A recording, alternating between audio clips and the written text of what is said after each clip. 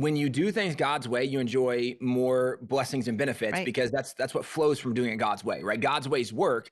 And because our nation is becoming less godly, we're seeing less greatness in our nation.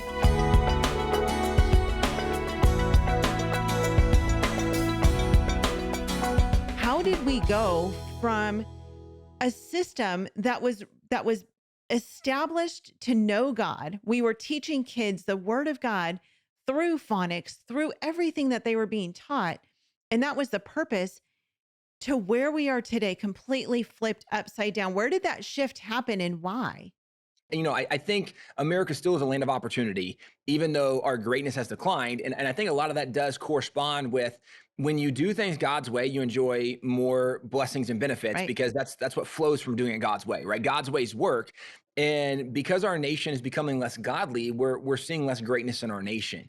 And it doesn't mean that this isn't still a land of opportunity. And then to your bigger question, how did we get to this place? Because again, going back to early education and to even illustrate a little bit more the foundation of Christianity and education, you can go to an 1844 Supreme Court decision. It was Vidal versus Girard's executors. And in this decision, the Supreme Court actually ruled unanimously 8-0 decision that in order for a public school to receive government funding, they would be required to teach the Bible, to promote Christianity, and to allow pastors, gospel ministers on campus to evangelize the students. And if any school said they did not want to do that, they would lose their government funding. Wow. Now, that was 1844, and this was still the obvious point of education. We can go even further. When you go to the late 1800s, there were laws that were still being passed in states that were requiring every single school in that state that their students every week had to memorize a chapter of the Bible. And in some states there was different nuance where in Pennsylvania they said that students would need to memorize, or maybe this was New Jersey. I'm getting confused which state it might have been now, but students had to memorize the passage that the pastor had taught from church the preceding Sabbath. They would have to memorize that passage as well as maybe a psalm or something else. But Christianity was always a part of education. And this is the way it was really up until you get to the 1960s, where you have a radical Supreme Court and they say that we don't want to have any Bible in school anymore. We don't have any prayer in school anymore. Then you get to the 1970s and this same radical court, one of the things that, after saying we don't want the Bible and prayer anymore, there's also some interesting correlations where you can study the outcome of what was happening in public schools. If you look at the 1950s, the top problems identified by teachers in public schools were students talking in class or chewing gum in the hallways. Those were the top issues. Public school teachers said this is the biggest problem we have in school, right? Like Wow. that's crazy. Well, then you get to the 60s and 70s, and the problems they begin to see where they begin to have teen pregnancies, they begin to have sexually transmitted diseases, they begin to have violent crime, all these issues in public school when, like, literally just a decade before, they had none of those problems. But then you remove God, you remove prayer, you remove the Bible, and you begin to see the crumbling of some of the structure. In 1971, the same radical Supreme Court that said no prayer, no Bible in schools, they actually had a case. It was Lemon v. Kurtzman. And in this case, they said that if it was a case that was striking down religious activity in public. And they said in this case that if somebody does religious activity in public, unless they can prove that the primary purpose of that activity wasn't religious, then you can't do it. Now, that seems weird and kind of convoluted. What they're saying is you can't do religious things in public if they're for religious reasons. And really, why else would you be doing religious things in public if it's not for religious reasons? So what they're arguing is no religious things in public. That was what they said. And that was the standard from 1971. And from 1971, literally until last year, that was a standard. Wow. Last year, we had a case of the Supreme Court. It was the Coach Kennedy decision. Coach Kennedy was a football coach from Bremerton, Washington. He was a 20-year Marine veteran. And then he went back. He was at high school. He was a football coach. And one of the things he would do after football games by himself, after the game was over, he would go to the 50-yard line. He would take a knee and he would pray and thank God for freedom, for students, for safety. And some of the football players took notice that he's going and praying. And they said, "Coach, what are you doing?" He said, "Well, I'm going and praying." And they said, "Well, can we come with you?" He said, "It's a free country. You can do what you want." So he's not coercing anybody, Right. but the school found out what he was doing. The school said, "You're not allowed to pray in front of students. That's unconstitutional," which of course it's not, but that's what he was told.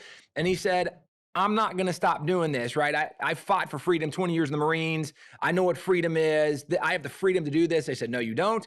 They threatened to fire him if he continued. He continued, they fired him. This case went all the way to the U.S. Supreme Court. And when the Supreme Court heard this case last summer, they said that Bremerton Washington High School was totally wrong for firing him because of his Christian faith. That's totally unconstitutional. You can't do that, fire someone for their religious convictions. But what they went further to say is, the argument that lower courts had used as to why he was wrong and couldn't do this, it was based on the Lemon decision. The Lemon decision, the one that says you can't do religious things in public if they're for religious reasons, they said that has always been a ridiculous standard. It's not constitutional, that there's not precedent for this. And the Supreme Court last summer said that unconditionally is overturned. That is a standard we will no longer use. It no longer applies.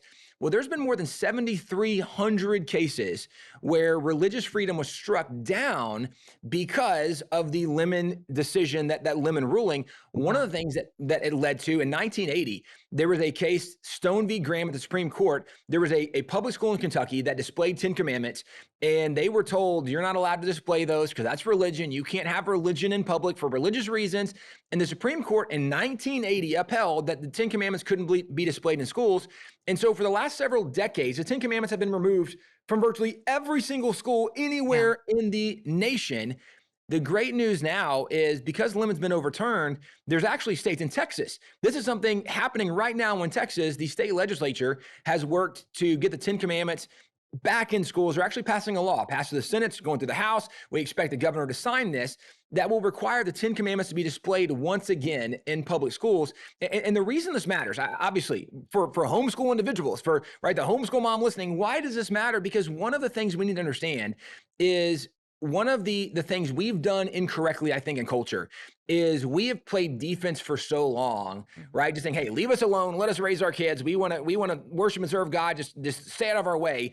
We have just tried to be left alone, and we've played defense, but we've allowed the other side to advance so much.